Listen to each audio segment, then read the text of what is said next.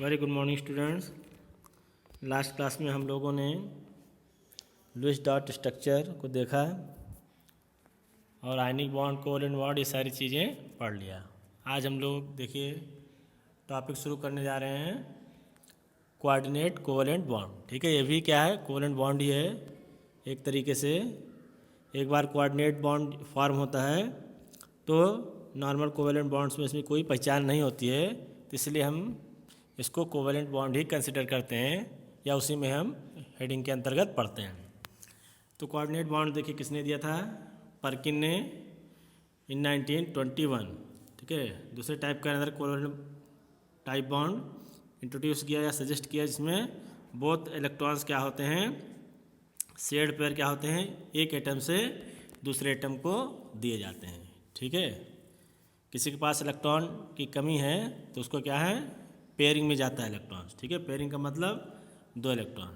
ठीक है, तो इसको कहते हैं कोऑर्डिनेट कोवैलेंट बॉन्ड। इस टाइप का जो बॉन्ड बनता है देखिए एटम्स के बीच में, एक क्या होता है, डेफिशिएंट होता है एटलीस्ट 2 इलेक्ट्रॉन्स। कितने इलेक्ट्रॉन्स की, 2 इलेक्ट्रॉन्स की।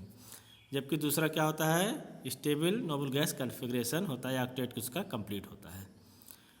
ठीक है, तो जो एटम कंट्रीब्यूट्स करता है इलेक्ट्रॉन्स को उसको कहते हैं डोनर, और जो दूसरा कंप्लीट शेयर करता है या जो only say electron pair share करता है उसको बोलते हैं एक्सेप्टर। ठीक है, तो एक एरो हम देते हैं उसमें, जिसको हम किधर से शो करते हैं, pointing from donor to acceptor. ठीक है, मान लीजिए ए के पास एक्स्ट्रा इलेक्ट्रॉन हैं, ठीक है, 4 6, मान लीजिए ऑक्टेट कंप्लीट है इसका, और बी के पास क्यों 6 ही इलेक्ट्रॉन है या 3 4 ही इलेक्ट्रॉन है। ठीक है, या 6 इलेक्ट्रॉन है, तो इसका भी क्या हो जाएगा, ये कंप्लीट इसको क्या करेगा, एक पेयर का ट्रांसफ़र कर देगा। ठीक है, नेक्स्ट देखते हैं, इसको क्या बोलते हैं, डेटिव बॉन्ड भी बोलते हैं, डोनर एक्सेप्टर बॉन्ड या सेमी पोलर बॉन्ड या कोआयनिक बॉन्ड भी बोलते हैं। ठीक है, तो अमोनियम आयन के केस में देखिए लुईस डॉट सिंबल या लुईस डॉट स्ट्रक्चर सभी लोगों ने ठीक है बनाना सीख लिया है। तो नाइट्रोजन के पास देखिए क्या है, आउटर मोस्ट में या वैलेंस इलेक्ट्रॉन में कितना है, ठीक है 7 होता है, तो कितना हो गया 2 5, तो 5 इलेक्ट्रॉन है, 1 2 3 4 5 इलेक्ट्रॉन। तो देखिए अमोनियम आयन है, 4 अमोनियम है। ठीक है, यानी अमोनिया में एक हाइड्रोजन ऐड किया गया है। ठीक है, हाइड्रोजन आयन, जिससे क्या बना है, अमोनियम आयन। तो नाइट्रोजन के पास देखिए कितना है, 2 4, ठीक है, हाइड्रोजन के पास कितना है, एक एक इलेक्ट्रॉन, और नाइट्रोजन के पास देखिए कितना है, 5 इलेक्ट्रॉन। तो 3 1 2 3 से शेयरिंग कर लिया, इसके पास 2 इलेक्ट्रॉन बचा है। ठीक है, इसके पास यानी कि एक इलेक्ट्रॉन पेयर बचा है, तो ये क्या करेगा, दूसरे के साथ हाइड्रोजन प्लस के पास क्या है, इलेक्ट्रॉन डेफिशिएंट है, इलेक्ट्रॉन की कमी है, तो ये क्या कर देगा, इसको दे देगा। ठीक है, ये देखिए ये किसका निशान है, किसका सिंबल है, कोऑर्डिनेट कोवैलेंट बॉन्ड का। ठीक है, तो जब भी हम शो करते हैं तो आप ऐसे भी शो कर सकते हैं, NH और ये। ठीक है,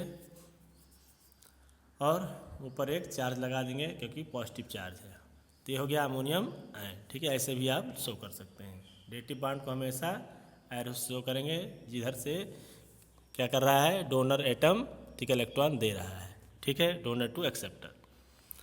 नेक्स्ट देखिए ऑक्सीजन, ऐसे ही ट्राई ऑक्सीजन पर, यानी कि ओजोन मालिक्यूल में 2 ऑक्सीजन में देखिए 2 4 6 8 सबका ऑक्टेट कंप्लीट है, इसके पास देखिए 6 इलेक्ट्रॉन है, यानी 2 इलेक्ट्रॉन की कमी है, तो क्या करेगा, इसके साथ कोऑर्डिनेट बॉन्ड बना लेगा। ठीक है, इससे हाइड्रोनियम के केस में H3O आयन, तो वाटर मालिक्यूल है, अगर H ऐड कर देंगे H+ तो क्या हो जाएगा, हाइड्रोनियम आयन। ठीक है, तो 2 लोन पेयर इलेक्ट्रॉन्स है ऑक्सीजन एटम पर। ठीक है, यहाँ पर देखिए एक हाइड्रोजन से क्या किया, शेयरिंग कर लिया, कोवैलेंट बॉन्ड बना लिया, और इसके पास 2 पेयर इलेक्ट्रॉन है, और हाइड्रोजन आयन क्या है, एम्प्टी है, यानी कि उसके पास इलेक्ट्रॉन की कमी है, तो ये क्या करेगा, इसको डोनेट कर देगा। तो oxygen atom easily donate 2 electrons to H ion, और ये क्या बना लेगा, हाइड्रोनियम आयन। ठीक है, इस तरह स्ट्रक्चर होगा इसका। नेक्स्ट है अमोनिया का केस देखिए, अमोनिया और बोरोन ट्राईफ्लोराइड के केस में, ठीक है। BF3 के केस में देखते हैं, उसमें भी क्या होता है, कोऑर्डिनेट कोवेलेंट बॉन्ड बनता है, या क्वाड सिंपल कहें कोऑर्डिनेट बॉन्ड बनता है।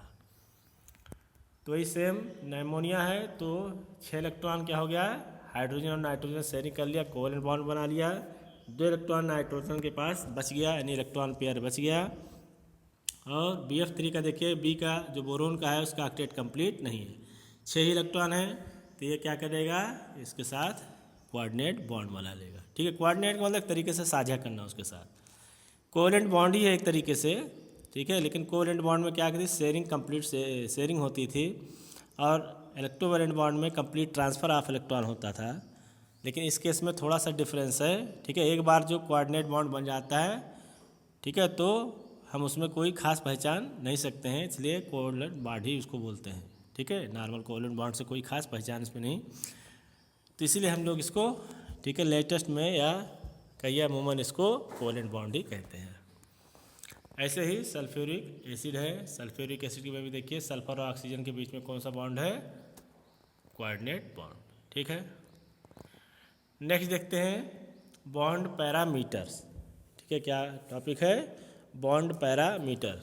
तो जो कोवेलेंट बॉन्ड देखिए जब फॉर्म होता है, तो कुछ उसको एक्सप्लेन करने के लिए जो उसकी कुछ कैरेक्टरिस्टिक्स हैं उसको बताने के लिए इस पैरामीटर्स की ज़रूरत होती है एक्सप्लेन करने के लिए, ठीक है। सपोज कीजिए स्ट्रक्चर आया तो उसमें बॉन्ड एंगल पढ़ेंगे, बॉन्ड लेंथ पढ़ेंगे, तो ये सारे जो पॉइंट्स हैं, ठीक है, 4-5 पॉइंट्स हैं, इसको हम पहले स्टडी कर लेते हैं, ताकि जब इसके बाद जो पढ़ें, ठीक है, उसमें ये सब सारे कंसेप्ट आएंगे। तो पहला क्या है, बॉन्ड लेंथ। तो बॉन्ड लेंथ क्या है, देखिए 2 एटम्स के बीच की दूरी जो है, ठीक है, एवरेज डिस्टेंस है। एक कैटायन देखिए बनाया गया, कैटायन आपको पता है एनायन से छोटा होता है, तो एनायन है, एनायन का साइज़ क्या है, बड़ा है, और कैटायन का साइज़ छोटा है। तो जो और हमेशा जो डिस्टेंस लेंगे वो कहाँ से लेंगे, एटम के सेंटर से लेंगे। सपोज कीजिए 2 एटम है, इसका सेंटर ये, तो हम क्या करेंगे, सेंटर से उसकी डिस्टेंस कंसिडर करेंगे, ठीक है। तो उसको क्या बोलते हैं, इंटरन्यूक्लियर डिस्टेंस, क्या बोलते हैं, इंटरन्यूक्लियर डिस्टेंस, ठीक है। तो 2 एटम हैं, तो ये सपोज कीजिए एनायन है और ये कैटायन है, तो उनके बीच की जो एवरेज डिस्टेंस होगी, कहाँ से, from the centre of the nuclei of the 2 bonded atoms in a molecule is known as bond length, ठीक है।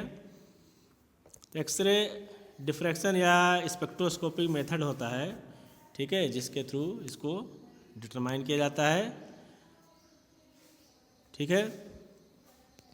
तो कोवेलेंट के बॉन्ड के केस में देखिए क्या है, जो कंट्रीब्यूशन होगा ईच एटम का, उसको हम क्या बोलते हैं, कोवेलेंट रेडियस बोलते हैं। क्या बोलते हैं, कोवेलेंट रेडियस। या सिंपल याद रखिए, कोवेलेंट बॉन्ड जिसमें बनता है उनके बीच की दूरी क्या होगी, कोवेलेंट रेडियस बोला जाएगा, ठीक है। सपोज कीजिए ये आर है, पूरा डिस्टेंस है from centre of the 2 atom, तो क्या हो जाएगा, रेडियस ऑफ कैटायन, ए को कैटायन लिया है, radius of anion B anion मानेगा, ठीक है। नेक्स्ट देखिए, अब इसको देखिए किस में लेते हैं, मेजर, जैसे हर सभी किसी ना किसी कोई ना कोई यूनिट होता है, तो इसको हम देखिए क्या लेते हैं, एटम बहुत ही छोटा है, तो इसकी देखिए एंगस्ट्रॉम यूनिट हो जाएगी, ठीक है। तो 1 एंगस्ट्रॉम कितना होता है, 10⁻⁻10 मीटर, या पिकोमीटर में लेंगे तो 1 पिकोमीटर इक्वल टू कितना होता है, 10⁻12 मीटर, ठीक है। इसके अलावा देखिए सेकंड पॉइंट क्या है, बाकी वंडरवाल फोर्स, वंडरवाल रेडियस, इन सब हम लोग डिस्कस कर चुके हैं, ठीक है। तो कुछ एटम्स के जो बॉन्ड लेंथ हैं हम लोग को याद रखना चाहिए, ठीक है। जैसे आपका कार्बन कार्बन के बीच में है, कार्बन कार्बन अगर सिंगल बॉन्ड है तो कितना हो जाएगा, 154 पिकोमीटर, ठीक है। वहीं कार्बन कार्बन अगर डबल बॉन्ड है, ठीक है, carbon carbon carbon double bond, तो देखिए बॉन्ड ऑर्डर बढ़ गया, नंबर ऑफ बॉन्ड्स बढ़ गए, इसका मतलब साइज छोटा होगा। तो कार्बन कार्बन के बीच में 154 है, तो कार्बन कार्बन डबल के बीच में क्या होगा, 134 पिकोमीटर। और कार्बन कार्बन अगर ट्रिपल बॉन्ड है तो डिस्टेंस देखिए और कम हो गया, उनके बीच की दूरी क्या होगी, 120 पिकोमीटर, ठीक है। ये 2-3 चीज़ें हैं, कम से कम एटलीस्ट कार्बन कार्बन के बीच की जो डिस्टेंस है सिंगल बॉन्ड, डबल बॉन्ड या ट्रिपल बॉन्ड, कोवेलेंट बॉन्ड जो बनाता है, उनके बीच की दूरी या बॉन्ड लेंथ हमको पता होनी चाहिए। ठीक है। अब देखिए, जो बॉन्ड लेंथ को कुछ फैक्टर्स अफेक्ट करते हैं, जिसमें बॉन्ड मल्टीप्लिसिटी आता है।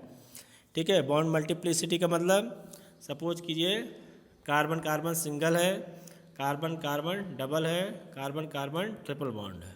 ठीक है। तो जो लेंथ होगा, देखिए अभी बताया, लेंथ सबसे ज़्यादा किसका होगा? कार्बन कार्बन सिंगल बॉन्ड का, उससे लेस ट्रिपल बॉन्ड का, और उससे लेस क्या होगा? सॉरी, डबल बॉन्ड, उसके बाद क्या आएगा? ट्रिपल बॉन्ड आएगा। ठीक है। ये ऑर्डर है आपका। तो बॉन्ड लेंथ सबसे ज़्यादा कार्बन कार्बन के बीच में होगी, सिंगल बॉन्ड, फिर डबल बॉन्ड उससे कम, फिर सबसे कम ट्रिपल बॉन्ड। ठीक है। यानी समझ लीजिए नंबर ऑफ बॉन्ड्स जब बढ़ेंगे तो बॉन्ड लेंथ भी क्या होगा? घटेगा, इन्वर्सली प्रोपोर्शनल होगा। ठीक है।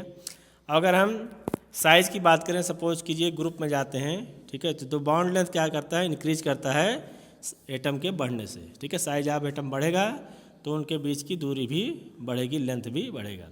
ठीक है। तो सपोज कीजिए कार्बन कार्बन है और उसके नीचे क्या आता है? सिलिकॉन आता है। ठीक है। कार्बन कार्बन के बीच में, सिलिकॉन के बीच में या जर्मेनियम के बीच में, तो क्या होगा? ये डिस्टेंस बढ़ेगी, यानी जर्मेनियम की क्या होगी? सबसे ज़्यादा होगी। ठीक है। नेक्स्ट टॉपिक क्या है? Bond angle. ठीक है। जब भी हम ज्योमेट्री, शेप और ज्योमेट्री पढ़ेंगे तो उसमें बॉन्ड एंगल का काम लगेगा।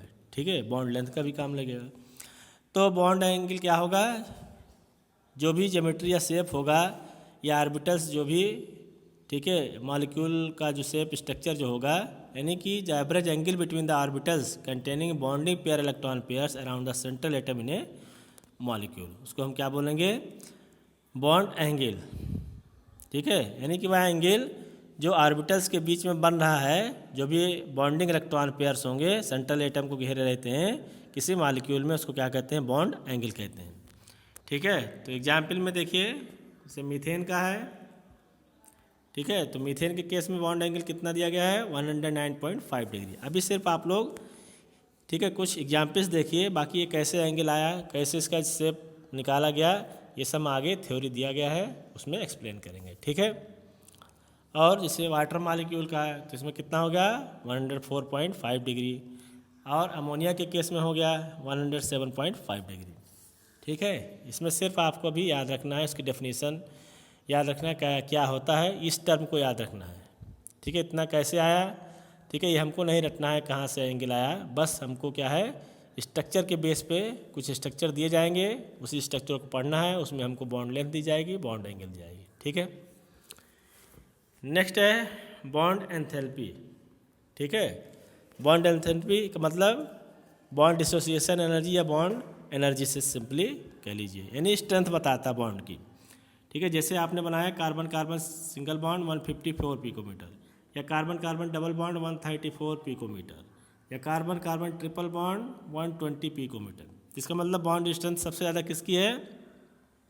120 पिकोमीटर, यानी कि ये पास पास हैं। तो जितना ये पास होंगे, जितना नंबर आप बॉन्ड्स ज़्यादा होगा, ठीक है, बॉन्ड लेंथ उतनी कम होगी, और एनर्जी क्या होगी उतना ही ज़्यादा देनी पड़ेगी उसको ब्रेक करने के लिए। ठीक है। तो इसलिए हम इसको क्या बोलते हैं? बॉन्ड एंथैल्पी की जगह बॉन्ड डिसोसिएशन एंथैल्पी भी कह लेते हैं। ठीक है। जो कि क्या करता है? बॉन्ड स्ट्रेंथ को मेजर करता है।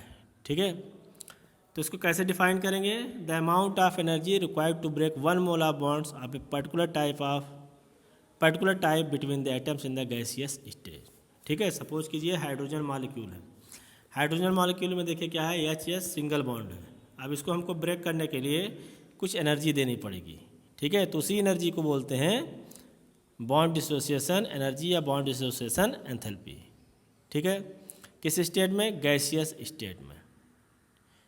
ठीक है। आपने बॉन्ड हैबर साइकिल पढ़ा है। ठीक है। सॉलिड सब्सटेंस किसमें? गैसियस में होता है। गैसियस से अगर इलेक्ट्रॉन निकालना चाहें तो वहाँ आयनाइजेशन एनर्जी की ज़रूरत पड़ती है, अगर ऐड करेंगे तो इलेक्ट्रॉन एफिनिटी की ज़रूरत पड़ती है। ये सारा पढ़ लिया। तो आयनाइजेशन एनर्जी, एंथैल्पी, एफिनिटी, ये सब क्या है? एनर्जी हैं। तो एनर्जी है तो इनका मतलब कुछ ना कुछ इनकी वैल्यू होगी। ठीक है। ऐसे आपका ऑक्सीजन मॉलिक्यूल है, तो ऑक्सीजन मॉलिक्यूल के बीच में क्या है? डबल बॉन्ड, तो इनको क्या होगी? और एनर्जी देनी पड़ेगी। सिंगल बॉन्ड है तो लेस एनर्जी, डबल बॉन्ड है तो मोर एनर्जी, और अगर ट्रिपल बॉन्ड है, ठीक है, नाइट्रोजन के केस में है, तो ये और भी ज़्यादा एनर्जी इसको देनी पड़ेगी। ठीक है, कितना एनर्जी होगी अगर क्वेश्चन फॉर्म में आएगा तो आपको दिया रहेगा, आपको ये एनर्जी रटनी नहीं है। ठीक है, तो देखिए कुछ केस में देख लेते हैं हम लोग कि हाइड्रोजन के मॉलिक्यूल में देखिए कितना एनर्जी देनी पड़ेगी, 435.8 किलो जूल पर मोल। ठीक है, खैर ये सब याद करने की ज़रूरत नहीं है, बुक्स में दिया गया है, आप उसमें देख सकते हैं। ठीक है, जहाँ पे ज़रूरत होगी क्वेश्चन फॉर्म में आएगा तो बॉन्ड एनर्जी एंथैल्पी दी रहेगी। ठीक है, नेक्स्ट क्या है, ठीक है, अगर इसका उल्टा करें कि एनर्जी रिलीज होगी जब 1 mole of ionic crystal is form from its constant ion in the gaseous, sorry ये तो क्या हो गया, तो आपका लैटिस एंथैल्पी हो गया।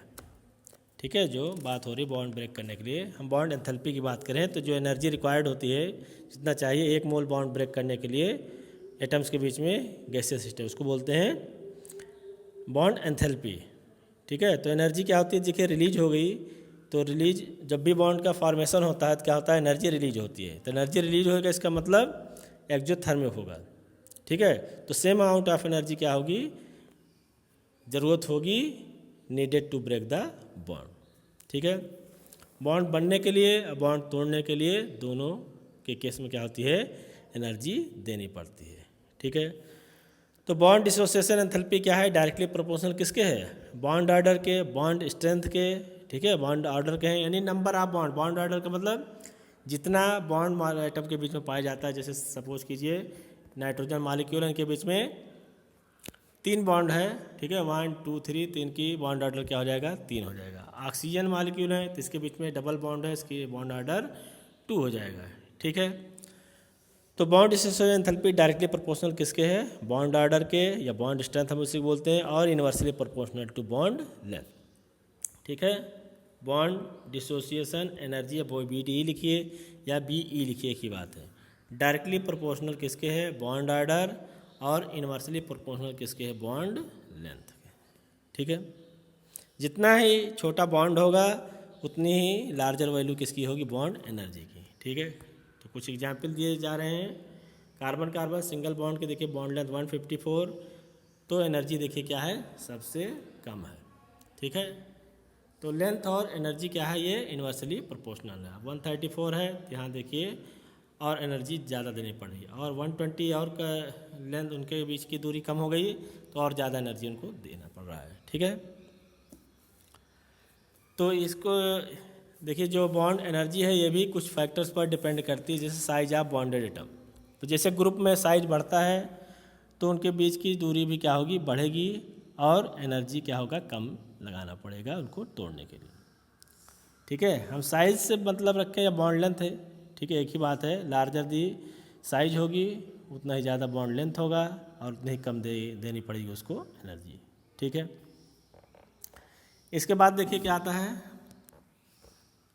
Average bond enthalpy. ठीक है, या एवरेज बॉन्ड एनर्जी। तो एवरेज बॉन्ड एनर्जी देखिए क्या है, कुछ नहीं, देखिए मान सपोज कीजिए आपके पास वाटर मॉलिक्यूल है या कोई मॉलिक्यूल हो। ठीक है, तो पहले इसके बीच में देखिए क्या है, इनका वाटर का स्ट्रक्चर कैसे होता है, ये है आपका। ठीक है, H2O। तो H2O में देखिए ये भी पहले OH के ये तोड़ना पड़ेगा, उसके बाद एक ये भी देखिए ये भी बॉन्ड तोड़ना पड़ेगा। ठीक है, तो H2O देखिए तो 2 स्टेप में होगी। तो H2O पहले टूटा किस में, हाइड्रोजन और हाइड्रोक्सिल आयन, ये OH में। ठीक है, अब इनके बीच में जो बॉन्ड है OH के बीच में वो किस में टूटेगा, H और O के बीच में, यानी 2 बार एनर्जी लगेगी। तो 2 बार सपोज कीजिए एनर्जी हमारा आया 525 आया, ठीक है, या 400 आया। देखिए हम एक बता रहे हैं, कोई वो रटा रटाया नहीं है कितनी एनर्जी है, ये सिर्फ आपको कंसेप्ट बता रहे हैं। तो ये क्या होगा, ये एनर्जी आ गई इनकी। अब इसमें हमको एवरेज बॉन्ड एंथैल्पी निकालना है, तो देखिए क्या करेंगे, प्लस कर देंगे अपॉन 2 कर देंगे। ठीक है, तो ये हो गया आपका क्या, एवरेज बॉन्ड एंथैल्पी। तो अगर मल्टीपल स्टेप्स में बॉन्ड ब्रेक होगा तो हम उसका क्या लेते हैं, एवरेज बॉन्ड एंथैल्पी लेते हैं। ठीक है, और लास्ट टर्म आ गया बॉन्ड ऑर्डर। बॉन्ड ऑर्डर आपको बताया गया कि जो नंबर ऑफ बॉन्ड्स होंगे एटम्स के बीच में किसी मॉलिक्यूल में, उसको बोलेंगे बॉन्ड ऑर्डर। ठीक है, तो सपोज कीजिए हाइड्रोजन मॉलिक्यूल है, तो हाइड्रोजन मॉलिक्यूल है तो इसके बीच में क्या होगा, एक बॉन्ड ऑर्डर 1। ऑक्सीजन है डबल बॉन्ड तो 2, कार्बन कार्बन ट्रिपल बॉन्ड तो 3। तो सिंपली क्या है, नंबर ऑफ बॉन्ड्स काउंट कर लीजिए, उसी को बोलते हैं बॉन्ड ऑर्डर।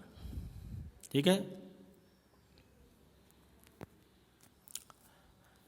नेक्स्ट देखिए आइसोइलेक्ट्रॉनिक स्पीसीज क्या होते हैं। आइसोइलेक्ट्रॉनिक स्पीसीज मतलब सेम नंबर ऑफ इलेक्ट्रॉन्स। ठीक है, तो उसका क्या बॉन्ड ऑर्डर क्या होगा, सेम होगा। तो आइसोइलेक्ट्रॉन स्पीसीज जो होंगे उसका हमेशा आएगा सेम बॉन्ड ऑर्डर होगा। ठीक है, जैसे फ्लोरीन के केस में, मॉलिक्यूल के केस में देखें F2 और O2 2- के केस में देखें तो क्या होगा, दोनों में 18 इलेक्ट्रॉन्स हैं तो क्या होगा, बॉन्ड ऑर्डर 1 ही आएगा। ठीक है। नेक्स्ट है, तो जो बॉन्ड ऑर्डर बढ़ेगा तो बॉन्ड एंथैल्पी बढ़ेगी और बॉन्ड लेंथ घटेगा। ठीक है। नेक्स्ट है, ये कुछ क्वेश्चन दिए जा रहे हैं आपको, कैलकुलेट दी फॉर्मल चार्ज। ठीक है, नाइट्राइट आयन, कार्बोनेट आयन, और ये मॉलिक्यूल दिया गया उसके बाद सल्फेट आयन। ठीक है, इन सब का क्या करना है आपको, फॉर्मल चार्ज निकालना है। और लुईस डॉट स्ट्रक्चर है, इसका आपको लुईस डॉट स्ट्रक्चर बनाना है।